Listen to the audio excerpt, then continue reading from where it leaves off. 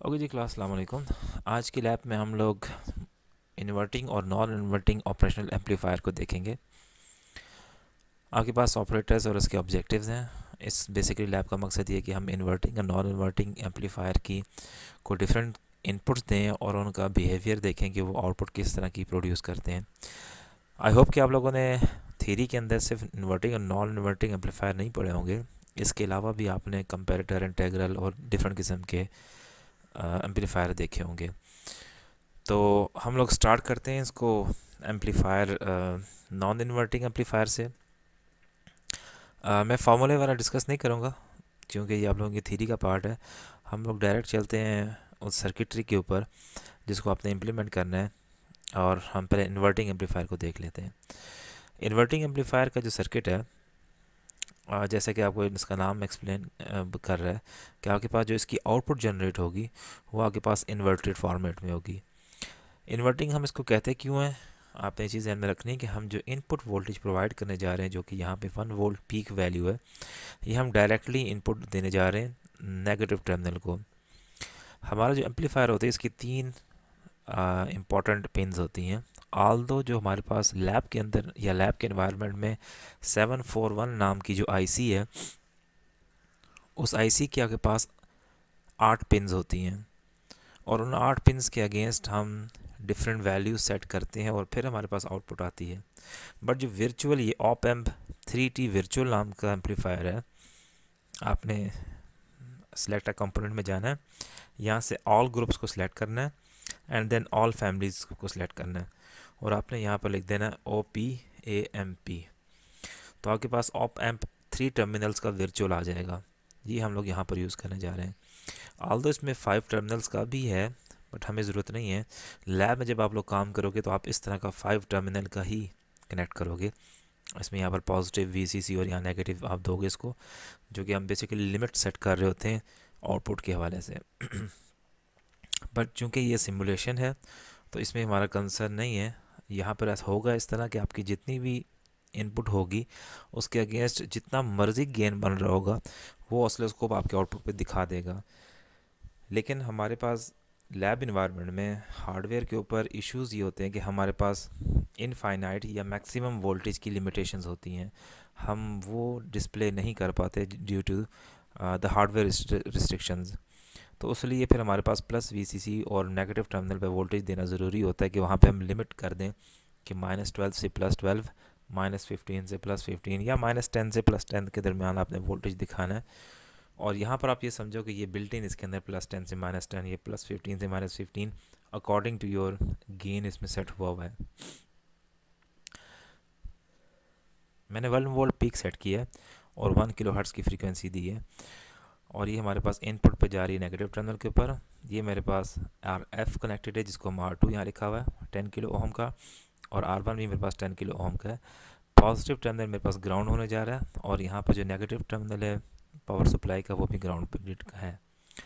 जो positive terminal है उसको मैंने कनेक्ट कर दिया एक तरफ से ऑसिलोस्कोप के ऊपर, ताकि मैं चैनल A के ऊपर इनपुट देखता रहूँ, और चैनल B के ऊपर मैंने कनेक्ट कर दिया है आउटपुट। आपको आइडिया होगा कि हम इनपुट और आउटपुट दोनों को अगर एक वक्त में देखेंगे तो हमें कंपेयर करना आसान हो जाएगा, इंस्टेड ऑफ कि हम एक वक्त में इनपुट को देखें एंड देन आउटपुट कनेक्ट करें। रन करते हैं हम इसको। एक दफ़ा दोबारा रन कर देता हूँ ताकि इसकी येलो डायग्राम आ जाए, और इसको स्टॉप कर लेते हैं। क्योंकि फ्रीक्वेंसी तेज़ है तो ज़्यादा साइकिल्स गुजरने एक सेकंड में। अब अगर आप देखें तो चैनल 1 और चैनल A और चैनल B जो है दोनों 1 वोल्ट पर डिवीजन के ऊपर काम कर रहे हैं, और इनपुट जिस टाइम मेरे पास नेगेटिव आ रहा है उस टाइम आपके पास आउटपुट पॉजिटिव आ रहा है, और उसका गेन क्या है R2/R1 that is equal to 1। तो इस टाइम मैंने गेन इसका 1 सेट किया हुआ है, तो आपके पास आउटपुट भी बिल्कुल एज इट इज़ आ रही जितनी इनपुट थी, लेकिन जस्ट वो इन्वर्टेड फॉर्मेट में आने जा रही है। अब हम चलते हैं नॉन इन्वर्टिंग सर्किट के ऊपर। जो नॉन इन्वर्टिंग हमारे पास सर्किट है, इसका मतलब ये होगा कि हमारे पास जिस फॉर्मेट में या जिस फेज़ के ऊपर या जिस एंगल के ऊपर हमारे पास इनपुट एग्जिस्ट कर रही है, उसी फेज़ के ऊपर हमारे पास आउटपुट भी एग्जिस्ट कर रही है। सेम वही सर्किट है, सिर्फ अब ये की है कि इनपुट जो पॉजिटिव टर्मिनल उस पर कनेक्ट कर दी है, और उसी पॉजिटिव टर्मिनल को मैंने कनेक्ट कर दिया चैनल ए के साथ। Channel B is connected with output, और जो आपके पास नेगेटिव टर्मिनल है उसके साथ हमने R1 कनेक्ट की हुई है, उसे ग्राउंड किया हुआ है, और R1 और नेगेटिव इनपुट के दरमियान 10 किलो ओम की रेजिस्टेंस लगाई हुई है, जो कि लूप फीडबैक के प्रोवाइड कर रही होगी। अब चूँकि ये हमारे पास नॉन इन्वर्टिंग है, इसका गेन अगर हम कैलकुलेट करें तो गेन इसका होगा 1 + R2/R1। तो R2/R1 मैंने फ़िलहाल दोनों का सेम रखे हैं, तो 1 + 1 = 2 होगा। मैं इसको रन करता हूँ एक सेकेंड के लिए। एंड देन अब अगर हम यहाँ देखें, चैनल ए और चैनल बी दोनों 1 वोल्ट पर डिव के ऊपर सेट हुए हैं। तो आपके पास इनपुट वोल्टेज जिस टाइम 1 थी, उस टाइम आपके पास आउटपुट वोल्टेज 2 जनरेट हो रही है। फेज़ ये इनलाइन है, अगर आप देखें फेज़ बिल्कुल इनलाइन है, इट मीन्स कि ये आपके पास नॉन इन्वर्टिंग एम्पलीफायर है। आई होप कि आपको ये सर्किट बनाना भी आ जाएंगे, इसको सिमुलेट करना भी आ जाएगा।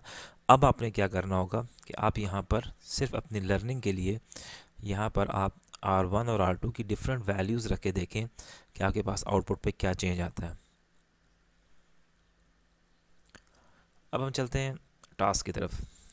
आपने ये दो सर्किट जब बना लेंगे तो उस टाइम आपने इनपुट वोल्टेज 0 रखना है, एंड देन आउटपुट को देखना आउटपुट क्या आ रहा था। फिर 0.2 वोल्ट रखा, देन आउटपुट, देन 0.4, 0.6, ये आपने इनपुट वोल्टेज सेट करते जाना है इन्वर्टिंग के केस में, एंड आउटपुट को नोट करते जाना है। देन अगेन आपने यही सारी चीज़ें रिपीट करनी है नॉन इन्वर्टिंग एम्पलीफायर के लिए। आपने वोल्टेज को चेंज करते जाना है, बाकी सब चीज़ें एज इट इज़ जो मैंने आपको बताई वही रख लें। जो सर्किट मैंने यहाँ पर बनाया मल्टीसिम में, आप इन्हीं वैल्यूज़ के साथ रखना चाहते हैं तो इन्हीं के साथ रख लो। अगर आप चेंज करना चाहते हो, जो मैंने यहाँ पे 1 किलो ओम या 1.5 किलो ओम रखा हुआ, तो आप ये भी रख सकते हो, कोई मसला नहीं है, क्योंकि गेन आपके पास सेम रहेगा, गेन से फ़र्क नहीं पड़ेगा।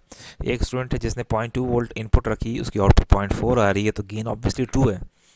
और एक स्टूडेंट है जिसने 0.4 रखी है इनपुट और आउटपुट उसकी 0.8 आ रही है, देन इट मीन्स का गेन भी 2 ही रहेगा।